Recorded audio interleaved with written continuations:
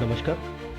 जनअभियान न्यूजने मुद्दाम शेतीचे प्रश्न हातात घेऊन त्या प्रश्नांच्या संदर्भामध्ये एक जागर करण्याचं ठरवलं आहे.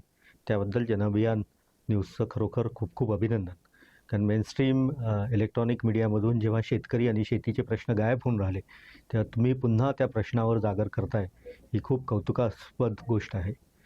आज ज्यावेळेस भारताचे पंतप्रधान माननीय मोदी साहेब यांनी जे आव्हान केलं आणि त्या आव्हानाला अनुसरून जे काही आत्ता आपण संपूर्ण समाजामध्ये एक प्रतिक्रिया आणि क्रिया दोन्ही बघतो आहे, त्यातला एक महत्त्वाचं आव्हान त्यांनी सांगितलं होतं की शेतीमध्ये खतांचा वापर कमी करा. आता मोदी साहेबांना शेतीच्या संदर्भातली जाणीव कितपत आहे याच्या संदर्भातले काही प्रश्न हे सामान्य शेतकऱ्यांच्या मनात सातत्याने निर्माण झालेले आहेत, कारण त्यांनी शेतीकडे जाणीवपूर्वक दुर्लक्ष केलेलं आहे. एका बाजूला खाणारी तोंड वाढत असताना आणि दुसऱ्या बाजूला आपल्याला प्रचंड मोठी जी संधी आहे या संपूर्ण क्षेत्रामध्ये, की जगाचं फुटबॉल होण्याची जेव्हा संधी आहे तेव्हा या खतांचा वापर कमी करणं कितपत स्वागतार्ह आहे किंवा कितपत योग्य आहे, हाही प्रश्न मला असं वाटतं की विस्तृतपणे याची चर्चा होणं गरजेचं आहे.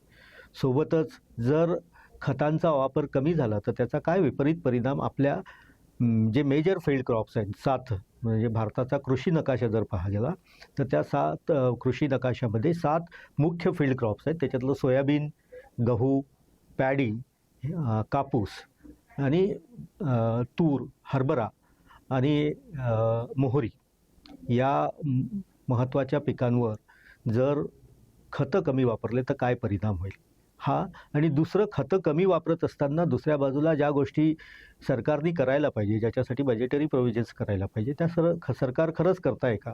गेल्या 2-3 वर्षापासून आपण सातत्याने झिरो बजेट नॅचरल फार्मिंगच्या संदर्भामध्ये ऐकतो आहे. पण झिरो बजेट नॅचरल फार्मिंगवर जर आपल्याला रासायनिक खतांपासून शिफ्ट होऊन झिरो बजेट शेती जर करायची असेल तर शेतीला पहिल्या टप्प्यामध्ये किमान एकरी 1 ते 1.5 लाख रुपये खर्च येतो. आता हे 1 ते 1.5 लाख रुपयाची प्रोव्हिजन सरकारने केलेली आहे का? तर यावर्षीचं जर बजेट बघितलं निर्मला मामींचं, तर यावर्षी निर्मला मामींनी 1 कोटी शेतकऱ्यांसाठी, म्हणजे साधारणतः एका शेतकऱ्यांनी 1 हेक्टर जरी शेती केली तर 2.5 कोटी एकर शेतीसाठी जी प्रोव्हिजन केलेली आहे ती फक्त 750 कोटी आहे या संपूर्ण देशासाठी. म्हणजे एकरी 295 रुपयाचं provision zero budget natural farming या हेडखाली शेतकऱ्यांसाठी केलेलं आहे. आणि गरज आहे आपल्याला किमान 1.5 लाख रुपये प्रति एकराची. म्हणजे अंडरस्टँडिंग नाही किंवा थट्टा आहे, ह्या दोन्ही गोष्टी आहेत. अंडरस्टँडिंग तर डेफिनेटली नाही आहे आणि शिवाय सोबत थट्टा करायची आहे. कारण मुंबई पुण्यामध्ये बसलेल्या किंवा दिल्लीमध्ये आणि चेन्नई बँगलोरमध्ये बसलेल्या लोकांना, ज्यांचा शेतीशी काही संबंध येत नाही, त्यांना असं वाटतं की शेतीवर 750 कोटी रुपये दिलेत. अरे 750 कोटी रुपये दिलेत, पण प्रत्यक्षात प्रोव्हिजन्स ह्या एकरी जर आपण कॅल्क्युलेट केलं तर 295 रुपयापेक्षा जास्त होत नाही. एका बाजूला हे होत असताना आपण अमेरिकेसोबत कृषी व्यापार क्षेत्रात सुद्धा एक मोठा करार केलेला आहे. आणि हा करार केल्यामुळे शेतकऱ्यांवर काय याचा आघात होणार आहे, काय परिणाम होणार आहे, त्याचा कुठलाही विचार सरकारी पातळीवर अजिबात झालेला दिसत नाही. म्हणजे एका बाजूला अमेरिकेची जर स्पर्धा करायची असेल तर आपल्याला 3 लेवलला इन्व्हेस्टमेंट करणं गरजेचं आहे. त्याच्यातली पहिली इन्व्हेस्टमेंट ही पॉलिसी लेवलला करावी लागते, ती सरकारलाच करावी लागेल. कारण धोरणं ठरवण्याचे अधिकार हे आज तरी शेतकऱ्यांचे धोरणं ठरवण्याचे अधिकार हे केंद्र सरकार आणि राज्य सरकारकडे. त्यामुळे धोरणांमध्ये आपण काय इन्व्हेस्टमेंट केली तर धोरणाच्या संदर्भामध्ये जर बोलायचं झालं तर पॉलिसी पॅरालिसिस झालेलं आहे सरकारला. दुसरी इन्व्हेस्टमेंट टेक्नॉलॉजीमध्ये आणि तिसरी इन्व्हेस्टमेंट ऑन फार्ममध्ये. ऑन फार्ममध्ये मी जे तुम्हाला झिरो बजेट नॅचरल फार्मिंगच्या संदर्भात सांगितलं त्याच्यात तुम्हाला दिसतं आहे की ऑन फार्म 1.5 लाख रुपयाची गरज असताना सरकारने 295 रुपये दिले. म्हणजे सरकारची मानसिकता, सरकारची पॉलिटिकल विल आणि सरकारचं अंडरस्टँडिंग या तिन्ही बाबतीत सरकार प्रचंड निगेटिव्ह आहे. त्यामुळे ऑन फार्म इन्व्हेस्टमेंट आत्ता लगेच होतील असं वाटत नाही. पॉलिसीच्या संदर्भामध्ये सरकार किती नकारात्मकदृष्ट्या विचार करते किंवा सरकारला किती निगेटिव्हिटी भरलेली आहे शेतकऱ्यांच्या संदर्भात याचा जर विचार केला तर अमेरिकेसोबत जो आपण व्यापार करार केलेला आहे त्या अमेरिकेमध्ये लेबर इंटेन्सिव्ह शेती नाही आहे. भारतामध्ये लेबर इंटेन्सिव्ह शेती आहे. अमेरिकेमध्ये 1 स्क्वेअर किलोमीटर म्हणजे जवळजवळ 247 एकरावर एक मजूर काम करतो. आपल्या इथे 247 एकरावर जर काम करायचं असेल तर किमान 247 मजूर लागतात. म्हणजे या पहिल्याच काउंटवर आपण अमेरिकेसोबत स्पर्धा करू शकत नाही. यासोबतच सोयाबीनसारखं जर क्रॉप आपण विचार केला तर सोयाबीनच्या क्रॉपमध्ये अमेरिकेची प्रॉडक्टिव्हिटी आहे 14 ते 15 क्विंटल प्रति एकर. आपली हार्डली 6, म्हणजे मी हायर साईडला सांगतोय 6 क्विंटल प्रति हेक्टर, म्हणजे आपल्यापेक्षा दुप्पटपेक्षा जास्त त्यांची प्रॉडक्टिव्हिटी आहे. त्याशिवाय अमेरिकेची ॲव्हरेज फार्म साईज जी आहे, ॲव्हरेज म्हटल्यापेक्षा मिनिमम फार्म साईज जी आहे ती 475 एकर आहे. आपल्या इथला 92% शेतकरी हा अल्पभूधारक आहे, म्हणजे 2 हेक्टरच्या पेक्षा कमी शेती त्याच्याकडे उपलब्ध आहे. आता 2 हेक्टरवाल्याची जर स्पर्धा म्हणजे 5 एकरावाल्याची स्पर्धा 475 एकर, आणि ज्या 475 एकरामध्ये फक्त 2 मजूर काम करतील, आपल्या इथे 5 हेक्टर म्हणजे 2 हेक्टरवर 5 एकरावर किमान 5 मजूर त्या संगमात काम करतील.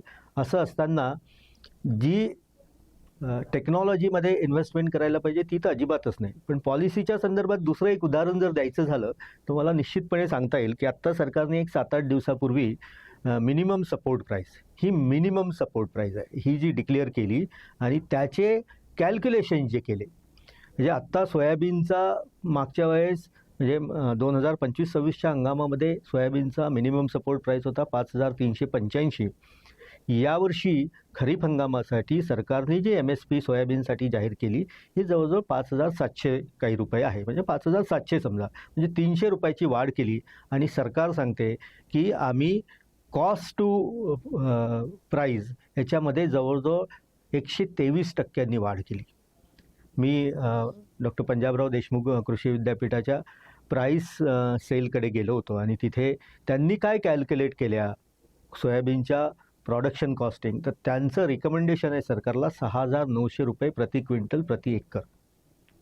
6,900 रुपये जर त्याचा खर्च असेल आणि प्रत्यक्षात मिळणारी किंमत 5,700 असेल, तर आपण शेतकऱ्यांना टिकवणार आहे की विकणार आहे, हा मुख्य प्रश्न आहे. आणि या सर्व संदर्भामध्ये जेव्हा आपण अमेरिकेसोबत स्पर्धा करायचं ठरवलेलं आहे, तिथला मोठ्या प्रमाणात डेअरी प्रॉडक्ट्स येतील, तिथलं एडिबल ऑइल येईल, तिथलं सोयाबीन येईल, तिथलं कॉटन येईल, याच्यात कुठेही आपण स्पर्धा करू शकत नाही.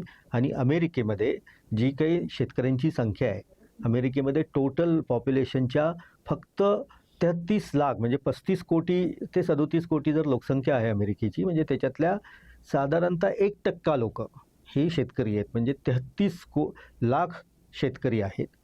भारतामध्ये शेतकऱ्यांची संख्या, शेतकऱ्यांच्या कुटुंबांची संख्या आणि त्या कुटुंबातल्या लोकांची संख्या, असा जर दोन्ही गोष्टींचा जर विचार केला तर साधारणतः 12.5-13 कोटी लोक हे शेतकरी आहेत. आणि त्याच्या कुटुंबियांची जर संख्या मोजली तर ही 65 ते 70 कोटीपर्यंत जातं.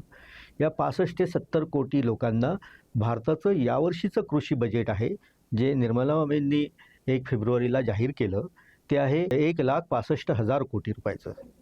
आणि अमेरिकेने आत्ता डिसेंबरमध्ये जे त्यांच्या इथे जी अतिवृष्टी झाली होती, त्या अतिवृष्टीमध्ये त्यांनी त्यांच्या शेतकऱ्यांना डायरेक्ट, म्हणजे सबसिडी वगैरे नाही, डायरेक्ट कॅश इन्सेंटिव्ह म्हणून जी काही मदत केली ती जवळजवळ 1,35,900 कोटी रुपयांची आहे. म्हणजे आपल्या बजेटच्या जवळजवळ 90% त्यांनी एकाच महिन्यामध्ये त्यांना कॅश इन्सेंटिव्ह दिले. त्याच्यानंतर 28 फेब्रुवारीला जे काही युद्ध सुरू झालं आखातातलं, त्या युद्धामुळे शेतकऱ्यांवर जे परिणाम झाले, त्यांच्या मालाला जो भाव मिळाला नाही, त्याच्या संदर्भात सुद्धा अमेरिकेने एक वॉर पॅकेज जाहीर केलं त्यांच्या शेतकऱ्यांसाठी. ते $12 बिलियन आहे. $12 बिलियन म्हणजे जवळजवळ 1,10,000 कोटी, 1,10,000 आणि 1,35,000 याचा जर आराखडा मांडला तर ते होतं 2,45,000 कोटी रुपयाचं, जे भारताच्या टोटल ॲग्रिकल्चर बजेटपेक्षा अतिशय जास्त आहे.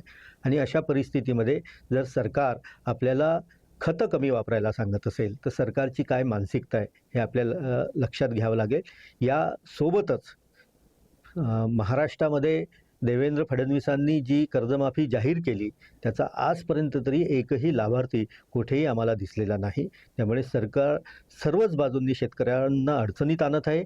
शेतकऱ्यांच्या शेतमालाला भाव नाही, शेतामध्ये जे काही इनपुट्स लागतात त्याच्या किमती सातत्याने वाढत आहेत आणि आता पूर्व मशागतीची जी कामं करायची आहेत त्या पूर्व मशागतीच्या कामांसाठी डिझेलची गरज आहे. डिझेलचे भाव वाढलेले आहेत, डिझेल उपलब्ध नाही आहे, डिझेल कॅनमध्ये मिळत नाही, तिथे ट्रॅक्टर घेऊन जावं लागतं. परवाच्या दिवशी मी बुलढाण्याला प्रवास करत असताना किमान 6 ते 7 पेट्रोल पंपावरून मला परत यावं लागलं की तिथे डिझेल उपलब्ध नव्हतं. अशा परिस्थितीमध्ये सरकारचं निश्चितपणे धोरण हेच आहे की शेतकऱ्याचं मरण हेच सरकारचं धोरण आहे. आणि अशा परिस्थितीमध्ये जी माननीय मोदी साहेबांनी जे आव्हान केलेलं आहे ते वस्तुस्थितीला धरून नाही, ते शेतकऱ्यांचं मरणाचं आवतन आहे असं आम्हाला स्पष्टपणे जाणवतं. त्यामुळे याच्यावर एक नॅशनल लेवलला एक सर्वपक्षीय बैठक होऊन की शेतकऱ्यांच्या संदर्भामध्ये काय धोरणं असायला पाहिजे आणि लाँग टर्म धोरणं काय असायला पाहिजे याचा जोपर्यंत विचार करत नाही तोपर्यंत इथला शेतकरी टिकणार नाही. आणि मी जसं तुम्हाला सांगितलं सुरुवातीला की या आपल्या शेतीमध्ये एक प्रचंड कपॅसिटी आहे की जगाचा फुटबॉल होण्याची. म्हणजे कन्याकुमारी टू अरुणाचल प्रदेशच्या थांगपर्यंत हा जो काही एक 3200 किलोमीटरचा जो पट्टा आहे आणि मुंबईपासून कलकत्त्यापर्यंत या संपूर्ण पट्ट्यामध्ये 52 ॲग्रो क्लायमॅटिक झोन्स आहेत. याचा अर्थ 52 वेगवेगळ्या प्रकारची पिकं आपण घेऊ शकतो. एका बाजूला एका देशामध्ये एका हंगामात 52 पिकं घेतल्या जातात आणि दुसऱ्या बाजूला संपूर्ण युरोपमध्ये म्हणजे रशियाच्या पूर्वेच्या टोकापासून म्हणजे लाहोर स्टॉकपासून तर लंडनपर्यंत या साधारणतः 8 ते 10,000 किलोमीटरचा जो प्रवास केला तर एका हंगामात एकच पीक येतं. आणि आपल्या इथे एका हंगामात जर 52 वेगवेगळी पिकं येण्याची क्षमता असेल तर ही शेती टिकवणं गरजेचं आहे आणि हे टिकवणं पूर्णपणे सरकारच्या हातात आहे. अशा परिस्थितीमध्ये रुपयाची किंमत पडत आहे, त्यामुळे आपले शेती साठी लागणाऱ्या खतांचे इम्पोर्ट्स प्रचंड महाग होणार आहेत आणि हे महाग झालेले इम्पोर्ट्स शेतकऱ्यांना परवडणारे नाहीत. त्यामुळे शेतीसाठी एक वेगळा विचार करून एक वेगळं 2 दिवसाचं 3 दिवसाचं एक वेगळं अधिवेशन घेऊन आणि त्याच्यासाठी अमेरिकेच्या धर्तीवर एक वेगळं पॅकेज आपल्या शेतकऱ्यांना दिलं तरच इथला शेतकरी टिकेल. आणि सर्वात महत्त्वाचं, शेती हे शास्त्र आहे आणि या शास्त्रामध्ये गुंतवणूक करणं प्रचंड गरजेचं आहे. अमेरिकेला एका वर्षभरामध्ये ते गुंतवणूक करतात जवळजवळ 35,000 कोटी रुपयाची. 1,35,000 कोटी रुपयांची गुंतवणूक करतात. आणि भारतामध्ये शेतीतली गुंतवणूक, शेतीच्या रिसर्चमधली गुंतवणूक म्हणजे संशोधनामधली गुंतवणूक यावर्षीचं जे बजेट आहे त्यामध्ये संपूर्ण भारतामध्ये फक्त 19 कोटी रुपये, मी पुन्हा आकडा सांगतो, 19 कोटी रुपये, 1900 कोटी किंवा 1900 कोटी नाही, फक्त नाममात्र 19 कोटी रुपये शेतीच्या संशोधनामध्ये जर गुंतवणूक होत असेल तर शेती ही या इथल्या राज्यकर्त्यांची, विशेषतः उजव्या विचारधारांच्या राज्यकर्त्यांची प्रायोरिटी आहे का, हा विचार करण्याची वेळ आलेली आहे. आणि त्या निमित्ताने जन अभियाननी हे जे काही माझं मत व्यक्त करण्यासाठी मला जी संधी दिली त्याबद्दल तमाम शेतकरी समाजातर्फे आपले खूप खूप आभार. धन्यवाद.